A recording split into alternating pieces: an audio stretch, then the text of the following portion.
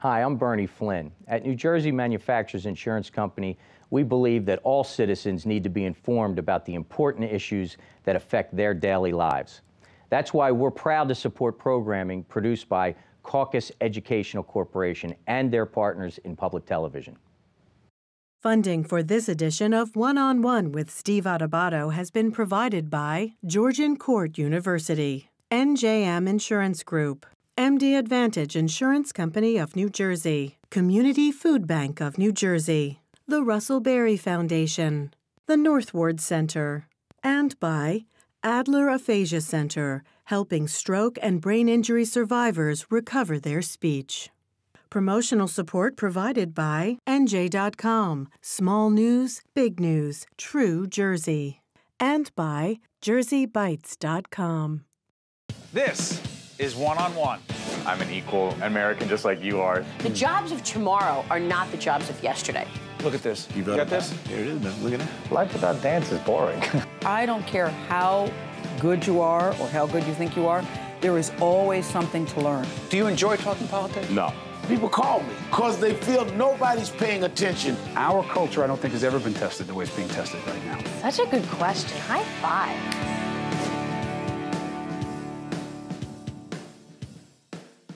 Well, welcome to a very special edition of One-on-One. I'm Steve Adubato. We're going to be talking to four significant, powerful, influential female leaders in this program. The first up is Michele Siekerka, President and Chief Executive Officer of the New Jersey Business and Industry Association. Good to see you, Michele. Great to see you, Steve. Let's go back. Your team did a forum, and I was honored to be a part of a discussion that I moderated on women in leadership positions. Why the forum, and why were there 400 women there, all of whom are leaders and wanting to learn more? Yeah, it was a spectacular event, and there's still a calling for it. As far as women have advanced to the C-suite, it's still a slow climb. So let me share with you, recent survey, Fortune 500 companies, 50% more women are in the C-suite this year than last year. However, that's still only 6.4% of the Fortune 500 companies. So this year we're at 32 companies of 500. Last year we were at 21. 50% increase? Yay, that's awesome. Okay, in 1 year, that's awesome. But 6.4%, that means 94% of Fortune 500 companies are run by men. That we have to ceiling's continue. pretty clear there, isn't it? The glass ceiling's pretty clear in the C-suite, isn't it? So, but you know what? We're cracking it. We are. How about women in the boardroom? We're making advances to women in the boardroom as well. So the initiative... Sorry for interrupting. We're assuming that C-suite, everyone knows what that means. It means? Yeah, well, the executive suite, the CEO, the COO, the chiefs, the policymakers, the decision makers of any organization. They're in the C-suite and they're in the boardroom. And you need diversity of opinion in the C-suite and in the boardroom. What happens when you don't get it? You don't get the same return. Catalyst did a study where they learned that return on investment, companies that are more diverse, 53% better return on investment than those that are less diverse. Diversity of opinion, the idea of having different people influencing a decision is significantly important. And think about where we are today in our society, especially in New Jersey, the most diverse state in the nation. Who are the consumers? Consumers oftentimes are women, regardless of the product or service, right? Who's buying your product, who's watching your TV shows, your commercials, who's making those decisions. And when you have diversity of opinion around a room, you get a better outcome. A fair process yields a fair outcome. And that's what you get when you get diversity. By the way, speaking of important information, this happens to be from September 2017. This is the edition of New Jersey Business, which is the publication put out by BIA, and it focuses on women business leaders. It's the forum, it's unlocking the C-suite, a whole range of issues. Check this out. For you, even though we've had many conversations on the air, I've never asked you this, the Reader's Digest version of your path to leadership. It's interesting. I'm an attorney by trade. I was in private practice for almost 13 years. I then went to corporate America in an executive role. I went through a merger at that time and moved over to general counsel's office. A merger happened, again, causing the organization to have to move further away. I had young kids at the time, couldn't make that move and pick up a almost 80-minute commute one way to work. Came back into my community, ran the Regional Chamber of Commerce in Central New Jersey, went into the Christie administration in 2010. And the reason I went into the administration is because I love policy, I love making a change. As a lawyer, the most important thing to me as an attorney was advocating on a good mission. And that's what I've done my whole life. And I believed that when Chris Christie first went into the administration, he had an agenda that was good for the business community. I love being the business advocate. And now I'm back being the uber business advocate. I mean, I run the biggest organization in the state of New Jersey representing business. NJBIA, we represent over 20,000 companies across the state of New Jersey on business issues. We try to make sure that the climate in the state of New Jersey is conducive to growing your business, to creating jobs, to ensuring that people have quality of life, that they can live, work, and play. Most important, affordability in the state of New Jersey for every individual and business. By the way, check us out on our other program. It'll be a caucus up close we're going to do with Michelle, talking about some of those same issues. But real quick on this, what would you say the #1 challenge you have faced as a woman moving up to be a leader in that process? #1 challenge? Through my process, I have always tried to make myself one of the guys. Honestly, I was the first chair of a board of a club that women never had even been on the board of directors of. And you were the chair? And I became the chair. I got on the board and I became the chair. Okay, I was the female chair of Roma Bank before Investors Bank bought Roma Bank. But in those circles, I was always, and as a young lawyer, even though there were more women in the profession at the time, when I'd show up on that motion Friday, it was the dark suits and me wearing the dark suit because I wanted to fit in. Today, I'll wear a bright suit. I happen to be wearing a dark suit today, right? But if I'm showing up in a room of men, I'm gonna stand out more than I did coming up. So I always tried to fit in and not be too obvious of sticking out. And I made a lot of great relationships. And I'll tell you, Steve, some of my best mentors in my growth pattern are men. I have women mentors as well. But because I was surrounded by men all the time because of where I was, those men became mentors, and I learned from them. 30 seconds, because, by the way, continue to watch the show. Other great women who happen to be in leadership positions as well. #1 piece of advice for the women watching right now would be? Women in Washington? No, women, no, not in Washington, no. Sorry. Women watching, sorry. No, no, we're not doing that Washington thing. Women watching. Yes. Oh, so passion rules. Be true to yourself. If you love what you do, and if you're passionate about what you do, you inspire everybody as a leader. No one questions Michele Siekerka's passion. She is the president and chief executive officer of a great organization, the New Jersey Business and Industry Association. Thank you, my friend. Thank you. Stay with us. We'll be right back right after this. Well done. To watch more One-on-One with Steve Adubato, find us online and follow us on social media. We are thrilled to welcome our good friend Michellene Davis, Executive Vice President, Chief Corporate Affairs Officer, RWJBarnabas Health, and also the President of Executive Women of New Jersey. How you doing? I am well. How are you? Good. Let's talk women in leadership. We did a panel discussion for the Business and Industry Association of New Jersey, unlocking the C-suite. But also the other piece of this is that your organization came out with a report called A Seat at the Table. What's it all about? Oh, The Seat at the Table is the report that is issued annually by Executive Women of New Jersey in order to measure the progression of women into the C-suite and on corporate boards in the state of New Jersey. How are we doing? Well, there is room for improvement. That's what I will say. Listen, we just released a list recently that talked about and named 22 companies that have 3 or more women on their board. Incredibly important, and so we applaud them. But it's also to let other companies know. They're on the so-called honor roll? Absolutely. They're on the business honor roll, right? They are acting in an honorable fashion and making certain that there's diversity. Was it hard to find them? So it wasn't hard to find them. Sorry. The research and data is there. I will tell you that we had hoped to be able to name 50. We named 22. The bar is high. The bar should be. Okay, right? So here's the thing. When we had this discussion with our friend Michele Siekerka and the Business and Industry Association, one of the things we talked about, I was honored to moderate this panel. Michellene was a key part of it. One of the things we kept talking about is women in leadership. There are white women in leadership, and then there are women of color. And I asked, is it any different? If so, how? So it is different, Steve. I think that everything has nuance to it, right? But diversity in any area is usually, right, it has been proven to be better for business. For women of color in particular, you asked a question during that panel, which was a ton of fun, about being assertive. Sometimes our presence is literally looked at as almost being aggressive. And not assertive? Not assertive. What's the difference in people's minds? So some of it has to do with unconscious bias, my friend, which we all have. It is part of being human and being in this world, and we need for people not to be afraid of that. As a result of that, many times women struggle around the issue of, so then how do I, right, assert myself without necessarily being aggressive? We talked about the fact that I smile a lot. I smile a lot because I think that it helps to... Strategically? Yeah, absolutely. Because I want to set a tone and tenor that lets you know that I'm only here to help, not to harm, right? right, that we can actually achieve a win-win together. Even if you're in a tough negotiation. Absolutely, when I'm in a tough negotiation. That's the smile, then? What does it do? It does two things. It's interesting. I've said no to people, but I've been shaking my head yes, and they agree with me, and then they're like, wait a minute, you just said no to me.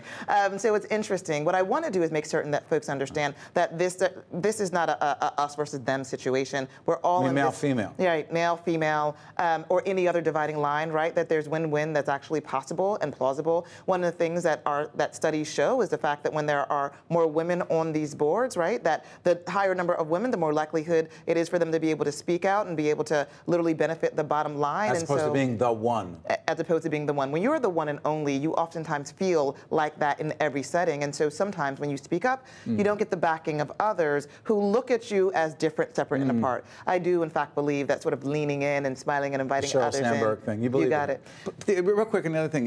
Millennials. Yeah. Women who happen to be millennials. What are they going to face? Or they're going to say, you know what? No big deal.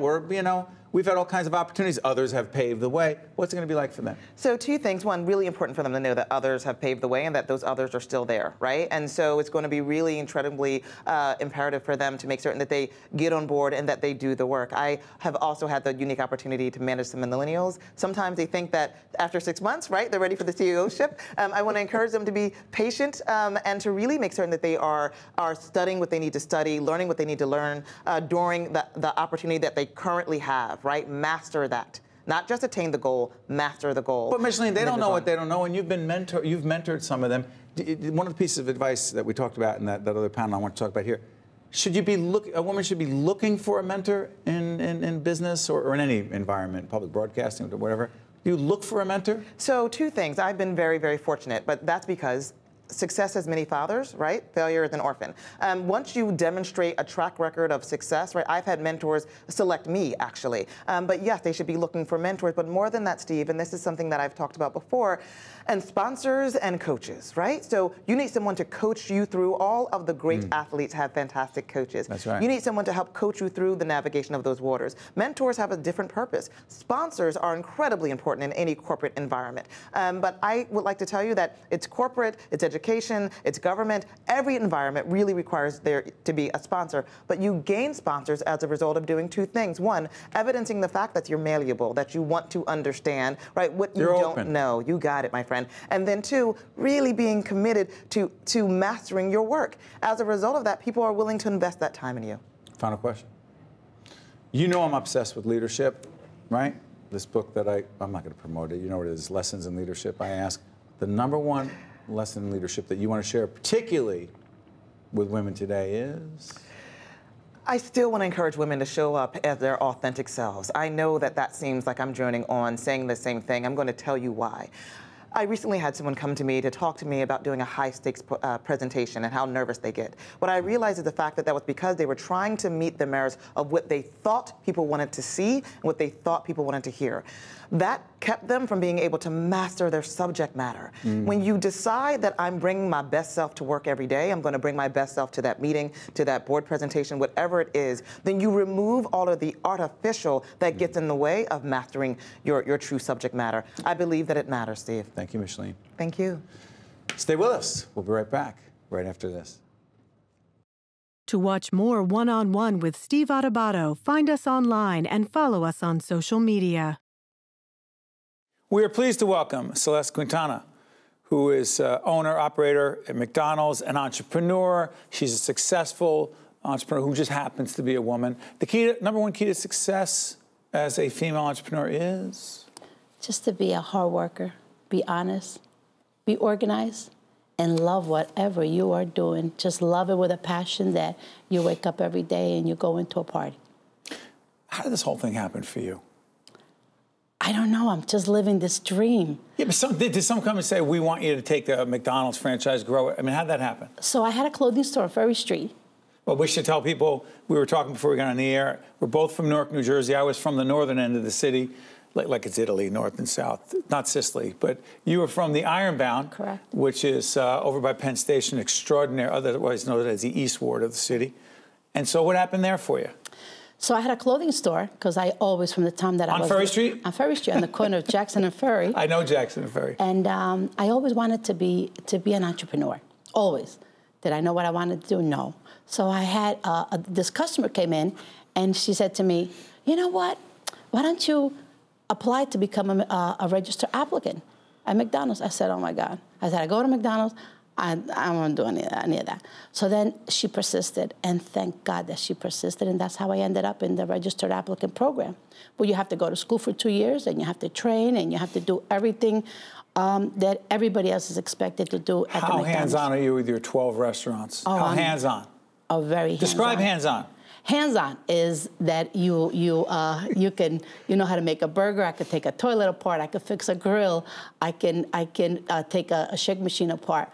Whatever that they are doing. But you're the boss. Oh no, the boss has to work harder than everybody else, so that you can lead by example. It's funny about this. We created our production company as an entrepreneur, and people here are fabulous. That's why we're good. But I often try to imagine, do other people understand what it's like to be the one with the most responsibility? Do you ever try to explain it to your people? It's like, hey, listen, or do you say it's the way it is? I'm the boss. I'm the owner. I'm the leader. Never. You don't try. It's just the way it is. No. If you play that card and you say I'm the boss, are they going to follow you? But if you show them and you know, and they know that you know what you're talking about, and they can follow you by example. Right. And so I happen to walk into a restaurant, and there might be something on the floor that is not so appetizing. So I want to clean it up. So they fight. They take the broom or the mop and say, so it's because they respect you. And if they don't respect you, then you don't have anybody that's going to follow you. You talk about following. You're big on mentorship. Oh, absolutely. Why? So obviously, growing up, I have a mentor, and he is 87 years old. I think right now I'm mentoring him. So, and if in this life, if we want to do anything, so it works both ways.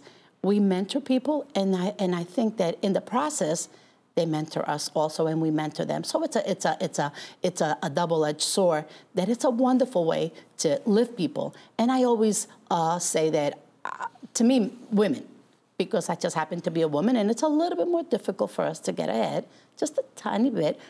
So I always use the analogy that lift a sister, give a sister a hand. Lift a sister. Mentoring is the most important thing. And that mentor doesn't necessarily have to be in your field. No, absolutely not. It shouldn't. But what's the key to mentorship? Is it candor and honesty? It's honesty. It's to calibrate you. And it has to be somebody that really, truly is honest and will tell you, well, that's not really the direction that you should be going in, or somebody that tells you, or you learn from their experience. Or so I often mentor women in that have lots of children that are compromised.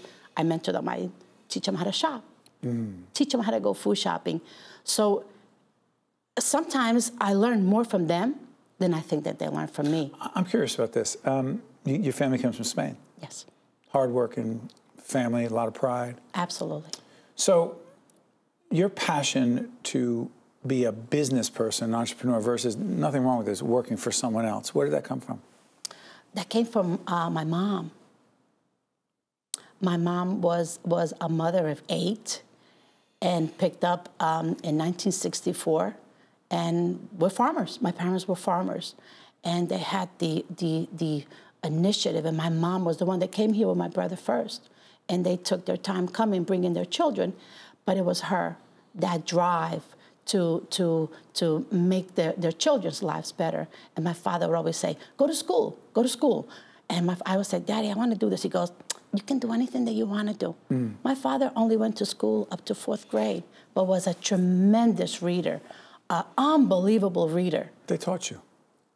They taught us that the prize, the huge diamond, was coming to this country. And what an unbelievable country this is. How much you love this country? I love this country, and I always say it's the Lord first, my family, and this country. And I always say that if I had to die for a country and a cause, it would be for this country. But it's me coming from outside and my husband being from Brazil that we see what an unbelievable country this is. Sometimes we need to hear from those who may not have been born here but love this country to appreciate how much it has given us, and we owe the country. But thank you. Thank you. My pleasure. I'm sure you inspired a lot of people just now. Thank you. Thank you. We'll be back right after this. Thank you. To watch more One-on-One with Steve Adubato, find us online and follow us on social media. We're pleased to welcome Judith Spires, Chairman and Chief Executive Officer of King's and Balducci. It's good to see you. Wonderful to see you and be here with you today. We were just talking before we got in the air. You are the daughter of? A truck driver from a supermarket, yes, who got me my first job when I was in high school because he knew the manager. Right. And it was really to get money to put towards my college education. And that was the purpose. However, once I got in the business, I absolutely fell in love with retail. And so I've been in the business since I've been in high school. You've loved this business because? I love people. And where do you find so many people to work with and so many customers to take care of? It is just a perfect opportunity for me. And I was so fortunate to find that passion at such a young age. It's interesting. I happen to tell you that, to disclose, there's a King's in our community in Montclair that we happen to like an awful lot. Describe King's. Thank you. Our pleasure. Describe the King's history. So it was started by the Bildner family in 1936. So we are celebrating our 81st year as a New Jersey company. And, you know, started on spectacular product and spectacular service. And those are the two things that we hold through to today that differentiates us and keeps us successful and 81 years young. You know, this program focuses on women who happen to be extremely successful in their careers. What would you say the #1 key to success that you've had as a leader, as an entrepreneur, as a CEO has been? Well, I first mentioned that when you find your passion, and I found my passion at such an early age, it's not like working. And I know people kid about it, and they say when you find your passion, you'll never work a day in your life. It is absolutely true, absolutely true. And, you know, when I first went into the business, what I loved about it was the positive reinforcement of retail. You know, you know how sales are hour to hour. You know how you can take care of customers. You know how customers are reacting. You know how your associates in the store feel. And when you get that kind of positive reinforcement, it really worked for me. Who was your mentor? I was lucky enough to work for a store manager who was in love with the business, and he had the highest standards. And, you know, the store had to be perfectly clean. The customer couldn't wait in line. We couldn't be out of a product. And his passion made me feel that business wouldn't run without me. He made me feel so important to the business. This is a riot. I mean, the day I got married, it's not true what I heard, is it? I worked a half a day. I saw that. I thought it was a mistake. It's so funny, right? Because I just felt he made me feel that if I didn't go to work that day, that company was not going to run. And how great was that to get that feeling? And I always tried to replicate that. So I'm curious about this. With your standards being as high as they are, I'm not going to call you a perfectionist. I don't know you well enough to know that. Oh, you could do that. Just ask my husband. He'll chime in. Okay, ask my wife and you'll have the same conversation, which is not so easy for the other person to say this. What's it like for those around you knowing that your standards are like this, really high? Well, I guess sometimes it puts a lot of pressure on people, but I have great people, and I've always worked with great people. Something else we have in common. And when you have that, right, it's, you know, and you set the standards, and you have people that, I mean, I have great people, and I really believe another thing that I found out in my career is that you surround yourself with people that are better than you are at doing what they do. And those people have those kind of high standards, and it really leads to success. You know, the whole question of women entrepreneurship, women leadership, biggest difference, if at all, that you believe there is between being a woman who happens to be a leader and a man is? You know, that's a very difficult question. Do you think there's a difference? I struggle with that because I've worked with lots of different kind of leaders. And it was really interesting, you know, when I became a manager of a store, so I worked my way through and the first position in management is to be a store manager. You didn't wake up CEO.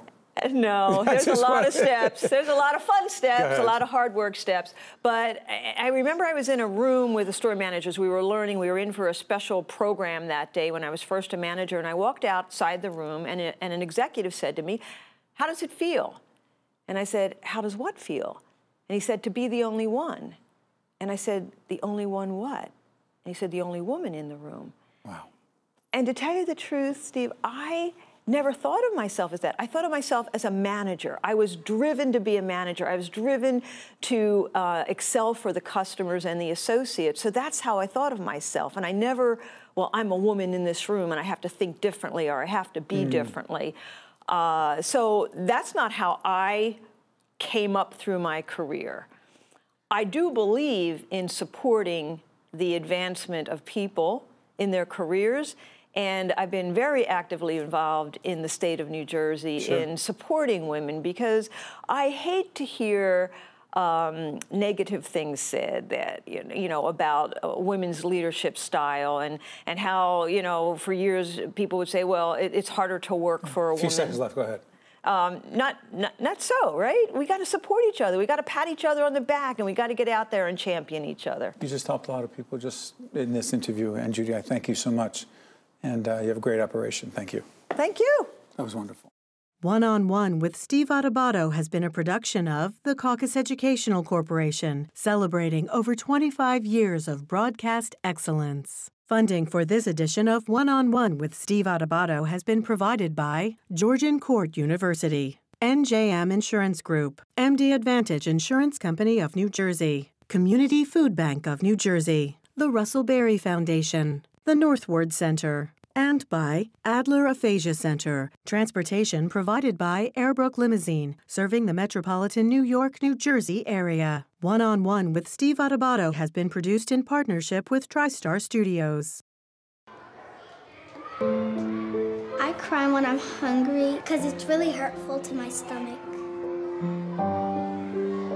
You feel sad that you don't have food, like at the table. I feel weird because my tummy starts grumbling. Sometimes all that makes you feel better is food.